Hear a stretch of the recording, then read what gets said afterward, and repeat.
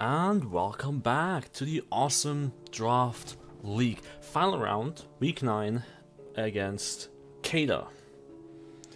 Um quick word at the beginning. There probably won't be a playoff games, as I have hinted at in a couple of episodes previously. Most people have kind of been reasonably, understandably been burned out on the whole concept of the draft league, or more specifically the Pokemon data they drafted. We have been at this for 9 weeks. It is understandable. We probably should have split up the people in 2 separate groups, which then play against each other, and then had a playoff between the winners of those 2 groups. But now we know, next time we can do it better. So, if there will be playoffs, it's not even sure I will be in them. With the loss against Bowman, I am gonna have to fear for my 4th place. It's not impossible at this point. Bowman lost to Slap, but it is in danger, let's put it this way. But that doesn't matter. I'm just gonna have fun against Kader, who has the following Pokemon. I mean, you can already see 3 of them. GM Pow, recently banned 2 Ubers. Recently, I think it's been a month or 2. I don't exactly remember. The most dangerous physical sweeper in the game, due to its ability Sword of Rune, which cuts defense to 0.75% of what it is supposed to be. Esbafra, a Psychic-type Pokemon with Speed Boost and Stored Power, making it probably the most busted Stored Power sweeper the metagame has ever seen. Also banned to Ubers for that reason. Then we have Desire. Kader has acquired it. Just a really good Unaware Wall, good defensive typing, stats are a bit We can definitely get past it. Lost Scald obviously, but has gained spikes. They can set up both entry hazards now. So that's a thing. Tyranitar, OU main staple for the past generation, since generation 2. Tyranitar has never dropped out of OU. Though I believe it is currently UU. It is, yes. I think it's the first time. Sandstream, obviously a really good ability to constantly gives him access to chip damage and increases his special defense. And just a move pool to die for. You can get anything here. Klefki, a prankster Pokemon, probably one of the best prankster Pokemon in the game. Except maybe Grimmsnarl, because Klefki doesn't have a momentum move like Grimmsnarl, and Klefki isn't immune to opposing pranksters like Grimmsnarl is. But Klefki does have better recovery and Draining Kiss. There's a bit of a give and take here. There's argument for Klefki. Kilowattrel, really interesting Pokemon. I used one in my in-game playthrough. Wind Power gives a charge during Tailwind. It has a bit of a mediocre move pool, gonna be honest. Mostly used as a Rain Sweeper, which Kader does not really have access to. Primeape, yes, he has got Primeape, not Annihilape, which has seen a lot of good usage with Eviolite. Terastallizing into Ghost, giving it a Violite, lets it function as a budget Annihilape. Obviously doesn't have the same attack stat, but with bulk up and increased longevity, it can get there. Dragalge, really dangerous Pokemon. It has adaptability, making its Meteors hit that much harder. It also has good special bulk, which does not matter against me at all. Most of my Pokemon are physical. Rapska, I am not sure what Rapska does besides Trick Room. I think it's the only thing that, it does have Revival Blessing. Let's not forget that, but besides Trick Room, there's not much that Rapska really does. Mudsdale, annoying Pokemon, thanks to its ability Stamina, increasing its defense every time it gets hit. So getting rid of Mudsdale can be a bit of a challenge if you're not prepared to do so. Especially now with Terra Blast letting Terrestrialization letting it switch its type to something that's more suited to counter your team. And Ice Cube, probably one of the strongest Pokemon in F tier. I don't know why Ice Cube is F tier in the draft. Ice Face lets it absorb a hit. The first physical hit takes 0 damage. At that point, it will switch its form to no ice. And this is rough. Speed 130. It gets a free belly drum. Does it still have belly drum? Yes, it does still have belly drum. It is, by all means, Mimikyu on steroids with granted a worse typing. But still, there's nothing to be underestimated. So, in response, this is what I've come up with. Forgot to change the number. First of all, Glade.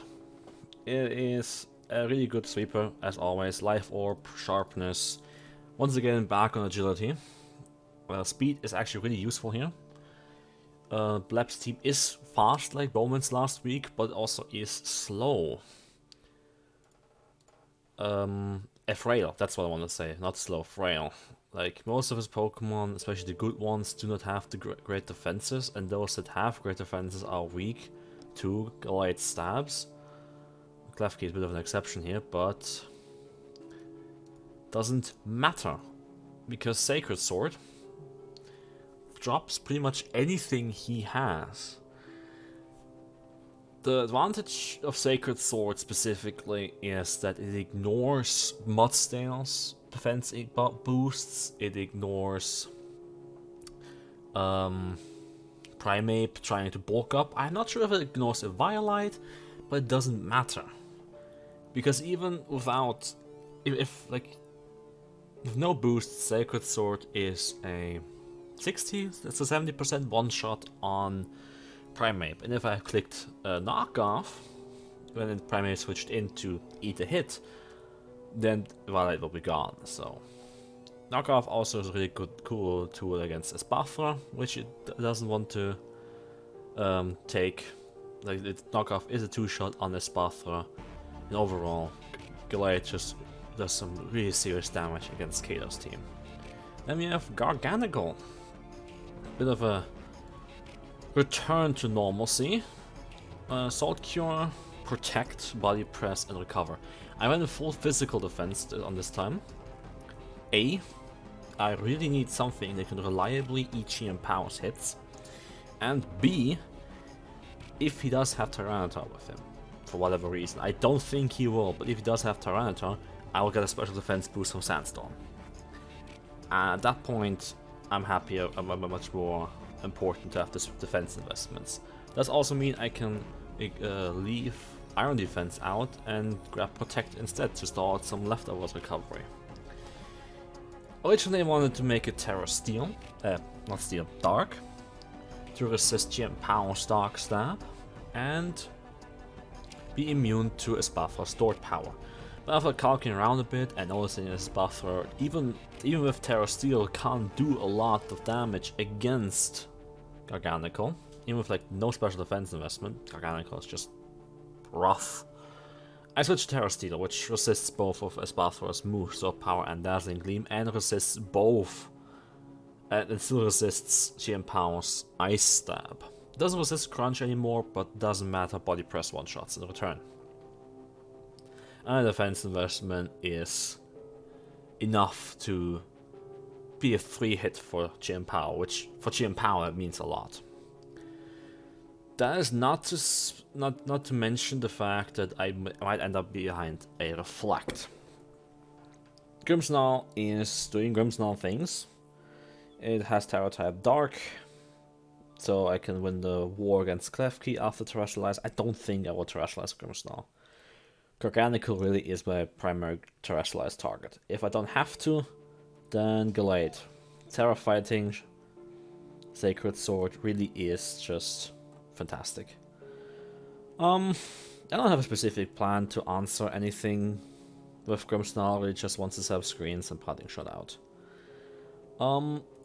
Then we have Rotom Heat making a return. Discharge, Thunder Wave, Overheat, Nasty Plot. Why do I have Discharge, actually? That doesn't make sense. Discharge and Thunder Wave on the same set does not make sense at all. Good thing I caught that. It is a substitute answer to GM Pow if Garganical can't afford to answer GM Pow. Like, Garganical kind of has to do a lot of the heavy lifting defensively. So I want to have ways to alleviate Garganical's load, which I do with Rotom Heat. Rotom Heat also has the neat function to one-shot Klefki.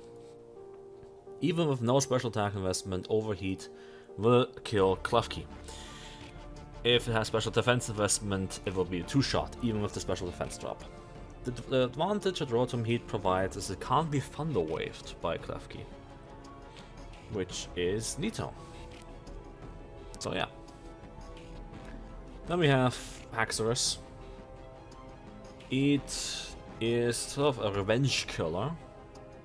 Roll against both his Buffer and GM Power in case they do against all odds get off, because Jesus Christ.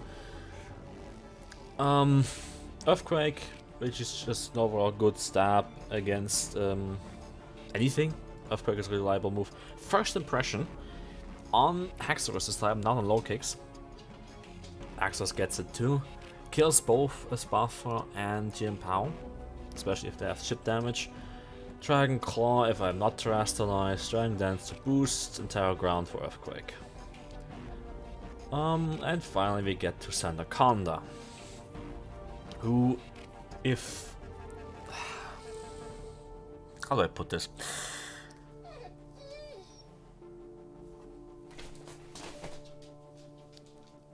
Sandaconda, who is just all around another physical wall, because this GM Power is truly scary. Yes, it does have an ice weakness, but not after terrestrializing into fighting.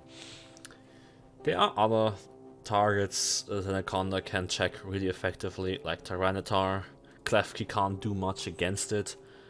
Neither can Primeape. Specifically Primeape, I really enjoy. I would really find it cool if I could Thunder Wave, glare it, like paralysis. All that Mud State is a bit of an issue for Sandaconda, I admit. Also a fantastic way to boost up on it with Coil.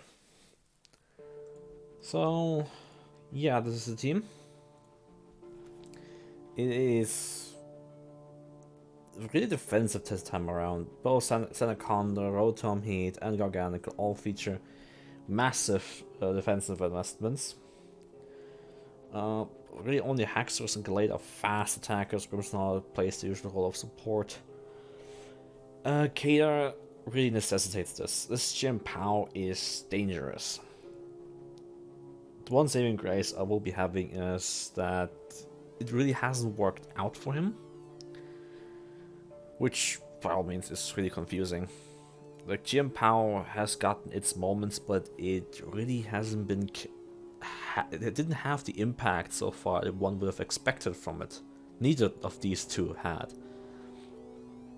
He has a lot more losses than wins, which I don't want to call him out on anything, but it's something that's floating on the back of my head. I'm still scared of these two. Don't get me wrong; these two are insanely dangerous, so I will not underestimate them in any way, shape, or form. But I see good chances. So yeah, that's the team building. This is the team. And hopefully we can get one last win before the end of the draft league. See ya.